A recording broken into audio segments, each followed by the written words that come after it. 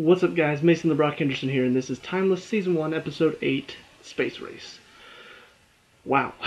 this, for me, this feels like the episode that just sort of confirms for me that this show is something that's good. It's not, so far it really hasn't reached the heights that I think it can reach quite yet. I think we can get even better episodes than this, but this one, there's always an episode in every show that you think back to and think, that's the episode that made me realize the show was one I was going to enjoy. This is that episode for me. Because it's got such a good premise, it's a tightly condensed episode, it's got good action for both of our sets of heroes. You've got Lucy and Rufus working on their problem, while Wyatt is working on his problem, and both of them go interesting places. Wyatt ends up finding out, which I kind of figured this is where they were going, but Flynn is talking to his mother and saves his half-brother. And so, all of these little things, you're just like, what is his plan? What's he doing? What's going on?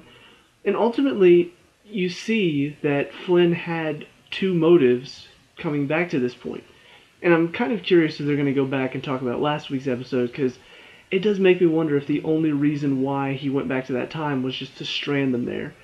I don't think that's the only reason. I think we're going to find out later that he did something else back there, but anyway. With this one, you see he's got Anthony working on trying to stop the U.S. from succeeding in the space race to give Russia the chance to, which once again in his mind is a way to sort of stop Rittenhouse, because he thinks pretty much destroying America will help destroy Rittenhouse. So Anthony's trying to stop the NASA control from communicating with the people in the pod that went up to the moon, while he goes and finds his mother, talks to her, and ultimately goes and saves his half-brother. That's an interesting story. It's not just one thing. It's not just, oh, this is a bland... No, this is exciting. It's interesting. I'm curious to see what else they're going to do. So yeah, a lot of good stuff about it. I loved all of the stuff at NASA, all of the scenes with Rufus talking to the woman there, and kind of just getting to see the people he looks up to. It's funny because all three of them, they have very interesting heroes in life. Rufus is involved the NASA program because of what he's done, creating the time machine. A lot of that is based off of his love of NASA. And so he knows these people. He knows the woman, black woman back in this time, not really respected. So she was kind of an unsung hero working in NASA. Well, in this case, all of a sudden she gets the praise that she deserves because they see that she's the one that fixed the problem. She gets all the credit for it. So it was very interesting. I like how they fixed it. I love the scene where Anthony shows up with one of Flynn's guys and is threatening Rufus and thinks that he just has the entire situation under control. And Rufus just, no. He's like, you don't know who I am. Holds him at gunpoint, and Anthony's just like, don't worry, he's not going to shoot me, and blah, blah, blah. Well, Rufus shoots the guy, Flynn's guy, kills him, and then threatens Anthony to leave. Says, you don't know me anymore. It was a good, intense moment. I was just like, is Rufus about to kill Anthony? Is that what they're going to do right now? I didn't know. And it's a new realm for Rufus's character as well, because, as they said at the end, it seemed like it was going to be, this is the first kill for Rufus, so is this going to affect him in any way? And he says, it doesn't affect me.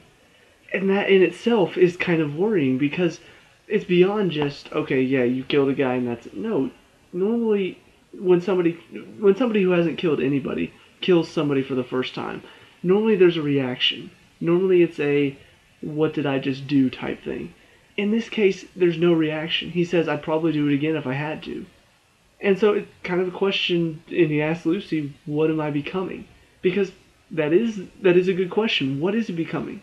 Is he becoming something more deadly? Is he becoming somebody who doesn't feel? Why is he becoming this? What has changed in him that is causing him to not react to this situation, not feel anything about the situation? So many good questions. I'm excited to see what they're going to do with it. And of course, Wyatt pretty much gets a moment with Flynn that he gets to see more of just Flynn's backstory. And I feel like they're kind of setting up that we're going to get to know a lot more about Flynn and where he's coming from. Obviously, he's the one that he told Wyatt the story about his wife and son, and now Wyatt's figuring out about his mother and his half brother. So it's like they're kind of humanizing Flynn, but at the same time, you can see Wyatt isn't really buying it because even if he is somebody who has all of these issues, well, you're still going to major extremes here. Like, I don't know. I just think they're doing a really good job with their villain, with their characters. All of it is so enjoyable right now.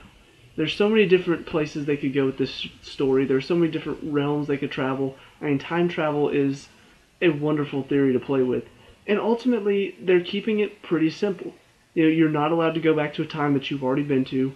So that's why Flynn, he goes back to this one time period that he doesn't exist in. I mean, even going back to save his half-brother, he doesn't exist yet, so he's able to do that without any consequences. I like that. It's a nice little touch. It's keeping the time travel aspect simple, so it's not like, you know, what's going to happen when they actually do travel to a time period when they exist. You know, what's going to happen then? Is there going to be some sort of crazy logic? I don't know.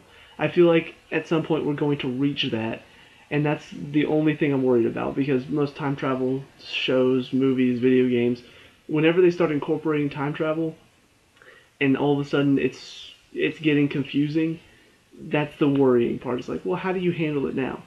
But so far they kept it very simple. They travel back to a time period where they don't exist, and you can't travel back to that same one because it'll create a paradox, and that's it. You know, there's no. It doesn't feel like they're going beyond that realm right now. It feels like they're just going to keep it that simple. So it's really enjoyable. It's a lot of fun.